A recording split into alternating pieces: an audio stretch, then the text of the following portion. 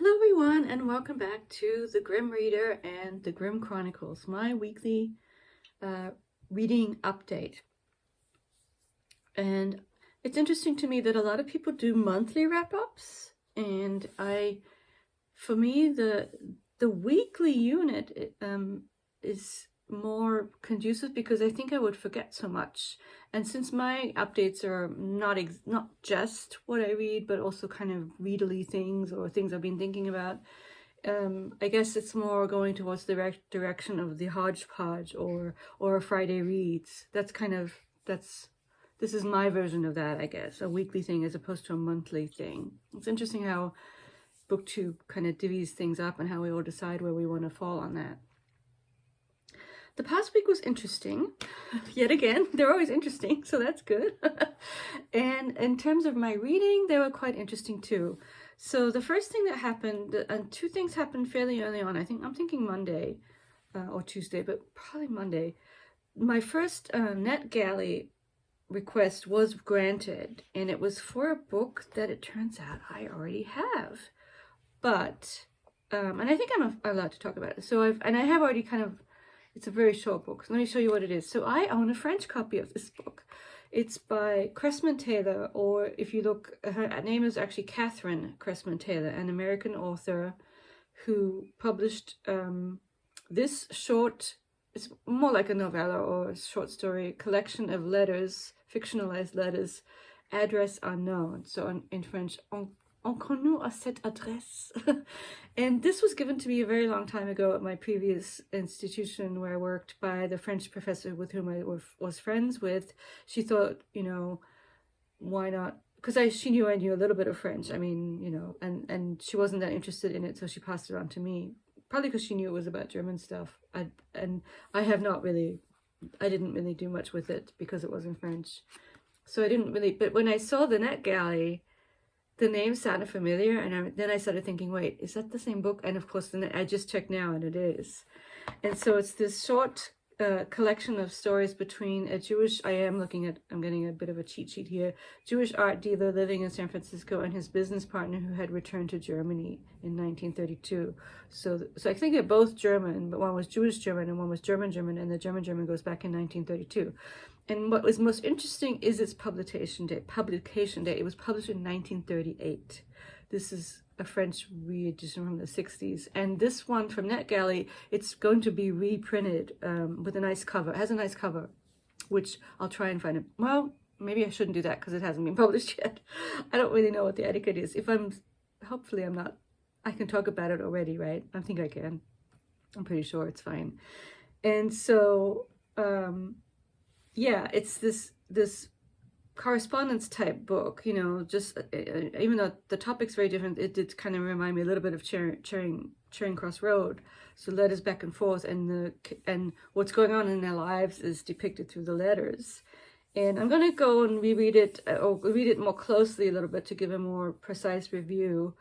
But I do think that the fact that it takes place in the 30s and was published in 38, it had this kind of, not exactly propaganda, but it was sort of the reason for her writing it was to show the atrocity of what was happening in Germany and how bad it was getting, especially for Jewish people. And so I think that's very interesting. And so it may even be that in terms of literary quality is second to the fact that this is an interesting historical specimen, but I'll get back to you on that. I looked into it, and I'll at least talk about it more thoroughly in one of my next Friday review. Well, not right, my next wrap up. That's the first thing that happened. And then on the same day in the afternoon, out of the blue, a scholarly journal who must have just found out, probably through Twitter, or I don't know how, it's not that hard to find me, a scholarly fairy tale journal called Marvels and Tales, a peer-reviewed journal that is publishes work dealing with fairy tale studies, folklore, gender, children's literature, so kind of broadly conceived fairy tale stuff. They contacted me and asked me whether I wanted to review a specific book that they mentioned in the email. And I was a little bit flattered, to be honest. I mean, I haven't done a book review in a long time, and to be cold called to do this, I know a little bit about academic publishing, and I know being a book reviewer is the editor of a book review of a part of a journal is busy, and sometimes quite thankless work. I mean, any kind of editing is hard, and it's all, a service to the profession type stuff on top of all the other stuff that people are doing. They're teaching, they're doing their own research, and then they do these journals. So the kind of academic publication industry, so to speak. And so I said, yes, I will do it. It looks kind of interesting, and they're giving me plenty of time to read it and do the review. I have until July, which should be fine. And yeah, I'll show you guys the book. I don't think that matters either. I mean, we'll just do an honest review of this book, but I can still talk about it on my channel. I don't think that really matters. It has Brothers Grimm in the title, so it's something to do with retellings of Brothers Grimm stuff. And so yeah, I'm going to be doing an academic book review. I haven't done one in a while. But it's actually the genre that I published the most in. I did book reviews because when you're doing active research, you're always reading. And even though I was sort of told, don't do them, do articles, focus on your own stuff as opposed to doing reviews of other people's stuff. Typical me, I kind of like, that was the one that was easiest for me because it was sort of practical. Like I'm reading something and talking about it as opposed to coming up with my own stuff or basically crafting my own stuff so that it could get published was always hard for me. And it's just time consuming. It's time consuming and you're under this pressure to do it, which that was the main thing for me. So yeah, those are the two interesting things that happened to me in terms of that. Let's get on to the reading. So I think even in the title of this one, I might say momentous decision. Clickbait.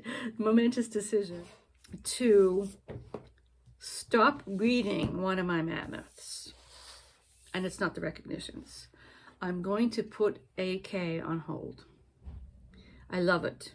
I sincerely love it. But if Kathy wants to get finished with these mammoths in any kind of timely way, she cannot do two of them at the same time. So that is gone. That's going to be put on hold till probably afterwards. I'll get back into it. I'll see. I might want to give myself a break from mammoths for a while, though. Two mammoths. I don't know. We'll see. But, of course, I am very much dedicated to finishing this mammoth, my other mammoth. And so what I'm going to be doing is, so last night, insomnia-induced book buying happened, and I got a Kindle version. I got the other famous version of this, which I'll put a picture of it right here now from my photos. The Dulce archive version, which I think has a picture of him on the cover, Gaddis. And so I got that for the Kindle. That I do read faster on the Kindle, and I'm still getting enough out of it that I think it was a good move. Because at this point, however much I'm still loving it, I do kind of want to get through it. There is this sense of not wanting to be as precious with each word and just kind of wanting to, because at this point I'm on page in the 500s. I know what's going on. I know the style pretty well, even though I haven't talked about it a lot here, I'll get to that in a minute, but so at this point it is sort of moving, just wanting to move through it and still enjoying it though. I still like it. I don't want to, it's not like I'm, oh, this is so awful, I just want to hate read it to the end. It's more like, no, I just want to buckle down and get it done. And, see what happens to these people and just enjoy the writing. But with fewer interruptions. And I just was noticing how with my schedule of 10 pages a day, I wasn't getting to each of them. It was a bit of a chore, or it was just becoming homework that was a little onerous, which seems to be one of my favorite words, but that's okay. So, and it's kind of nice to have it on the Kindle because what's interesting about this is it's sort of a very low key group thing going on.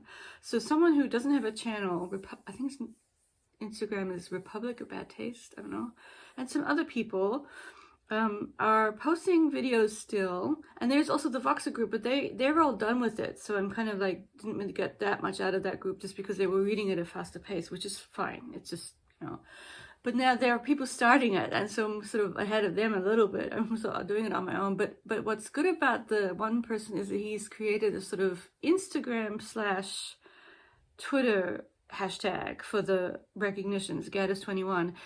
And so on Instagram, he kind of does his take on each of the chapters, and then whenever you're ready, you can go to that take, which I think is actually a nice way to do it. So it's sort of like, it's there for you to interact with whenever you're ready.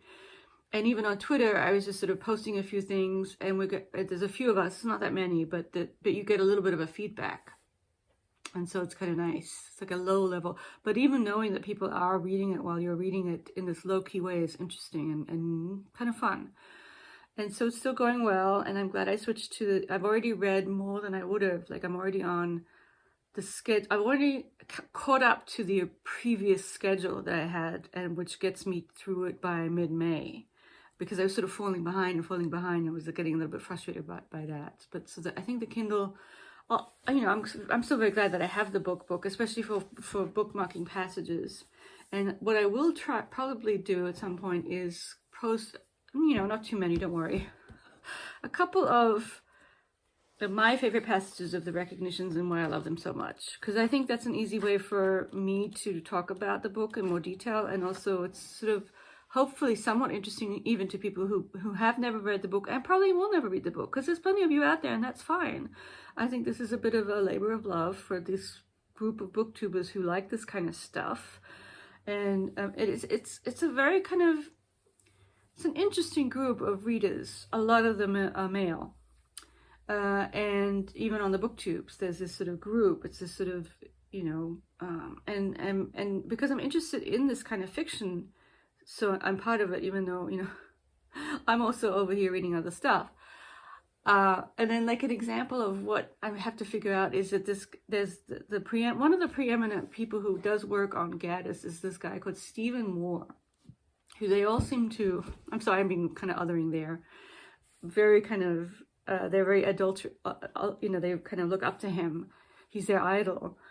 And then, and he's published 2 books that do look interesting, but I hate the covers because they're very sort of, there's one that has a naked lady on it, and another has a lady who's not naked, but she sort of could be, and she's just sort of sitting there reading, and it really is this old-fashioned, why is there this lady on here selling this book? I mean, I just don't like that.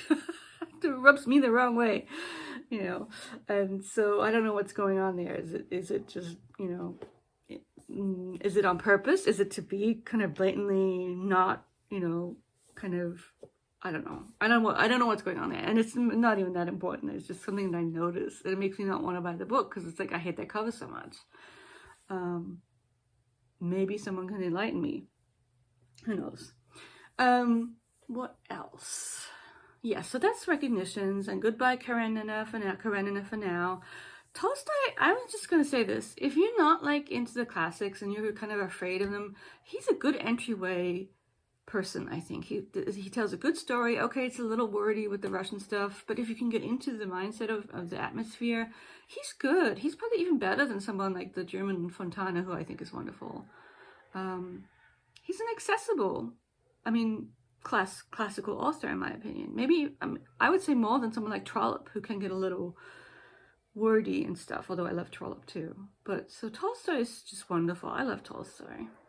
That's why I don't feel that bad about putting him aside, because I know I'll come back to that one. I'm glad I got that far into it. So what else? So the other thing I'm reading, along with wonderful Seriale Alba, we're having a great time reading Red Rosa. I like it a lot. I do like it a lot, and she's done a great job. And it is a primer for people who probably don't know less about her than even I did. I'm a little bit sort of like, I don't know why, but I'm sort of protective of Rosa, and I'm like, does turning her into a comic book do anything to her as a person? I mean, I guess it's true for anyone who's turned into a comic. They're flattened out. They're made 2-dimensional. They're put into situations that they really weren't in. There's a however great it is, I'm wary of that a little bit with Rosa. On the other hand, Kate has done her research, Kate Evans, and she really is trying to bring in her difficulties with men and her love of nature and her brilliance, her intellectual, brilliance, and her ability to lead, and her passion for the cause. So considering it is basically a graphic novel, it's pretty subtle, and it's pretty kind of, there's a lot of stuff going on. There's also kind of a lot of stuff about, it is a primer on anti-capitalist Marxist thought. And I still have quite a ways to go. It's, as I said to Alba, it's going slower than I thought because it is quite an involved reading. You have her stuff about Marxism, you have her life, you have her quotes from her text. You know, you really get kind of lessons. You get lessons on stuff, you know, throughout this whole book. And so it's in that sense, it's not a quick read. Oh wait, it looks like the author's inserted herself on a panel here, which I actually am looking forward to. That's interesting. I like that. Oh, that's hilarious. Oh, no, that's great. I love that. Because I know her from a video that Iva sent me. That's hilarious. Bringing the meta in. I think that's nice. So yes, I would recommend this to anyone interested in Rosa Luxemburg, this iconic figure of the European left and sort of Marxist, but not uncritical, who met, of course, an untimely end after the First World War. And it is very good. I hope I don't come off as being too critical about it. It's just, I guess no book can do a complex person justice, and so that's what I'm wondering about. But in general, it's very, very good. And yeah, I think we're at the end. I think that's it. I'm thinking of, so I did a short book haul the other day, and I'm thinking of kind of collating all the nonfiction / historical books that I have. Not that many, because I want to sort of hold myself accountable to actually reading some of them. I get very anxious when, sort of like with Doris, and sort of going through the buying and the reading. Like, I don't want to have too many unread books or too many sort of recent purchases that are just piling up and then I'm not getting to. And I do already have quite a few. I do. And I got more when I went to the bookstore. Book sale, and it's always going to be that way a little bit, and that's fine, but I do want to sort of have an idea of when I'll get to these things. I have that Hobbes book, that's from the University of Chicago one, and I still have the King's War, and so I have these, and then I have the Alison Weir, so I'll keep an eye on that, and maybe keep you guys involved in what's going on there too. But I actually think this is it, and I'm going to put the two bits together. I hope everyone is doing well, and onward with the reading. And I'll talk to you next week. Thank you all for watching and subscribing. I'll talk to you later. Bye.